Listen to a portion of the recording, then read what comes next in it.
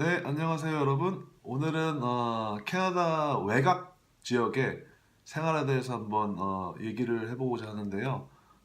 캐나다 외곽 지역의 생활의 장점과 단점에 대해서 간략하게 한번 공유를 해볼까 합니다. 네, 외곽 생활의 장점 첫 번째는 도시보다 기회가 많다라는 건데요. 여기서 말하는 기회는 뭐 대기업에 취직하거나 아니면 유망한 IT 기업에 취직할 수 있는 이러한 기회가 아니고 이민 생활을 하면서 제가 경력이 부족하거나 아니면 교육 뒷배경 또는 영어 실력이 조금 부족하더라도 이런 요소들이 부족하더라도 자기의 능력보다 더 높은 포지션에서 일할 수 있는 기회를 말하는 거거든요. 근데 쉽게 저를 예로 들면 제가 만약에 밴쿠버에서 도시 생활을 지속을 했다라고 하면 아마 주변에 있었던 친구들처럼 호텔의 하우스맨이나 아니면 벨맨 정도로 일을 할 수 있었겠죠. 하지만 제가 외곽에서 했던 일은 이제 처음에는 허드렛님부터 시작을 했지만 그 이후에 프론트 데스크로 진급이 됐고 그리고 부지배인 그리고 마지막에는 총지배인까지 이렇게 업무 수행을 했잖아요. 그렇게 제가 경력이 부족했음에도 불구하고 이런 높은 포지션에서 일할 수 있는 기회가 있다라는 거. 그 장점이 첫 번째고요. 그 외곽 지역 같은 경우에는 인력난이 심하거든요. 그래서 직원 구하기가 정말 힘들어요. 그래서 직원 한 명을 구해놓고 이 직원이 일을 잘하면 고용주로서는 이 친구를 계속 킵을 하고 싶겠죠. 그렇기 때문에 이 친구에게 기회를 많이 주게 됩니다. 그래서 도시에서 얻을 수 없는 기회를 외곽 지역에서는 더 빨리 얻을 수가 있다는 거죠. 그래서 그런 기회를 잘 잡아서 잘 소화를 시키면 그게 다 피가 되고 살이 되는 자기 경력이 되거든요. 그래서 그 경력을 가지고 밴쿠버에 돌아가면 그 경력이 또 매니저급은 먹히게 돼 있습니다. 네. 그래서 제가 만약에 밴쿠버에 지속 체류를 했다라고 하면 뭐 호텔에서 벨맨으로 일을 했다라고 하면 아마 저는 지금까지 벨맨으로 일을 했겠죠. 벨맨에서 매니저급으로 가기에는 굉장히 어렵거든요. 하지만 제가 외곽 지역에서 총지배인이라는 경력이 있었기 때문에 밴쿠버 호텔에 매니저급으로 취직이 될 수 있었던 겁니다. 그리고 두 번째 장점으로는 돈을 세이빙할 수 있다는 부분인데요. 이 부분은 조금 슬플 수도 있는 부분인데 외곽 생활을 하다 보면 사실 돈 쓸 때가 그렇게 많지가 않아요. 그래서 자동적으로 돈이 어느 정도는 모이게 돼 있습니다. 어, 월급 같은 경우에는 도시와는 큰 차이는 없는데요. 다만 이제 돈을 쓸 때가 많이 없다 보니까 돈이 조금 축척은 되겠죠. 그런 부분이 또 있고, 그리고 보통 호텔 같은 경우에는 그 숙소를 제공해 주는 곳이 꽤 있거든요. 무료로. 네. 그래서 밴쿠버 같은 경우에는 뭐 룸쉐어를 한다고 해도 최소한 한 달에 600불 그리고 혼자 살겠다라고 하면 최소한 한 달에 1,300불에서 1,500불을 내고 지내야 되는데 외곽에서 이제 특히 호텔에서 일을 한다라고 하면 숙소비는 세이빙이 되겠죠. 숙소를 제공을 해주니까요. 외곽 생활의 장점 세 번째는 자기만의 온전한 시간을 가질 수 있다라는 건데요.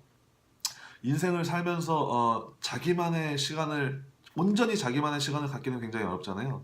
근데 외곽 생활하면 시간이 굉장히 많이 남기 때문에 그 시간을 굉장히 잘 활용하면 굉장히 인생에 도움이 될 수 있는 일들이 많거든요. 뭐 만약에 여행을 좋아하시는 분들이면 뭐 주변 도시로 주말마다 여행을 갈 수도 있고 그리고 뭐 보통 외곽 지역에도 아무리 작은 도시에도 골프 클럽이나 아니면 수영장, 헬스장 이런 시설들은 다 구비가 되어 있으니까 뭐 자기가 운동을 좋아하면 운동을 할 수도 있고 그리고 취미 활동을 할 수도 있고 그다음에 영어 공부를 진짜 리얼 캐네디언들과 이제 열심히 해볼 수도 있고 이러한 자기만의 이제 온전한 시간이 부여가 된다는 부분이죠. 그 부분이 제가 봤을 때는 마지막 장점이지 않을까라고 생각을 합니다. 근데 이 온전한 시간이 길어지면 굉장히 지루해지기 때문에 어느 정도 적당히 해야겠죠. 네.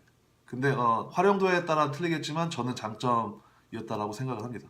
네, 그러면 외곽 생활의 단점으로 한번 넘어가 보겠는데요.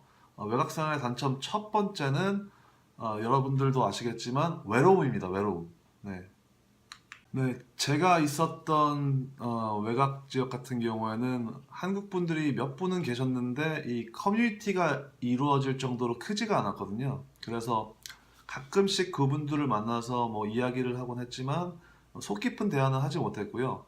그래서 보통 이제 캐네디언 직원들과 어울리며 지내긴 했는데 이게 언어도 틀리고 문화도 틀리기 때문에 이게 제가 진짜 친한 한국 친구들처럼 속 깊은 대화나 위로를 받기에는 조금 어렵더라고요. 그래서 외곽 생활을 함에 있어서 외로움이 가장 힘든데 그래서 가족끼리 오거나 아니면 부부, 연인끼리 온다고 하면은 큰 힘이 될 것 같고요. 어떠한 목표가 있어서 혼자 오신다라고 해도 뭐 괜찮긴 한데 짧게 1년에서 2년 정도가 괜찮지 그 이상은 사실 굉장히 힘들다라고 말할 수 있겠는데요. 지역마다 틀리겠지만 뭐 제가 있었던 지역 같은 경우에는 조금 많이 외롭긴 했습니다. 네. 네, 그리고 두 번째 단점은 이거는 제 개인적인 견해인데요. 이 외곽 생활을 하면 조금 보는 시야가 좁아진다고 하나요? 뭐 큰 물에서 놀면 더 큰 물고기가 되듯이 이 작은 외곽 지역에서 살다 보면 도시 생활을 잊게 되고 그리고 매일 보는 풍경이 비슷하기 때문에 어떠한 삶의 동기부여가 될 만한 일들이 사실 많이 없습니다. 예를 들면 도시 생활을 한다고 하면 작은 예를 들면 뭐 다운타운 시내를 걸어도 높은 빌딩이나 아니면 정장을 입고 출근 퇴근하는 사람들을 보면 나도 저들과 함께 일을 해보고 싶다. 저들처럼 정장을 입고 저 높은 빌딩에 앉아서 한번 일을 해보고 싶다라는 이런 목표가 생기잖아요. 근데 외곽에서 생활하면 막말로 그냥 촌놈 되는 느낌이 가끔씩 들 때가 있거든요. 고립되어 있으니까. 그래서 저 같은 경우에는 그 외곽 지역에 고립되지 않고 더 넓은 무대로 하루빨리 진출하기 위해서 그 저에게 주어진 온전한 그 시간을 제가 부족한 부분을 채우려고 노력을 많이 했고요. 나름대로 많이 했습니다. 그래서 밴쿠버로 돌아왔을 때 남들보다 좋은 성과를 얻었고 그래서 결과적으로 보면 저 같은 경우는 외곽 생활에 굉장히 어느 정도 만족을 하고요. 근데 다만 여러분들과 함께 공유를 하고 싶은 부분은 이제 외곽 생활이 확실히 기회는 있지만 외곽에서 생활하는 게 그렇게 쉽지가 않다. 특히 그 외로움이 있기 때문에 그래서 고민을 많이 해보시고 결정하시길 바라겠고요. 만약에 자기가 하고 싶은 일이 확실히 있는데 그 일을 밴쿠버에서는 하기 힘들다. 하지만 외곽 지역에서는 내가 그 일을 할 수 있다. 라고 가정했을 때 저는 뭐 1년에서 2년 정도 외곽 생활을 하고 경력을 쌓고 들어오는 거는 저는 추천은 합니다. 그래서 혹시 여러분들이 이제 외곽 생활에 관심이 있거나 뭐 생각 중이신 분들이 있으면 이 동영상이 조금이나마 도움이 됐으면 좋겠고요. 그래서 오늘은 제 경험을 바탕으로 한 캐나다 외곽 지역의 생활의 장점과 단점에 대해서 한번 이야기를 나눠봤습니다. 오늘은 여기까지 하고요. 다음에 뵙겠습니다. 감사합니다.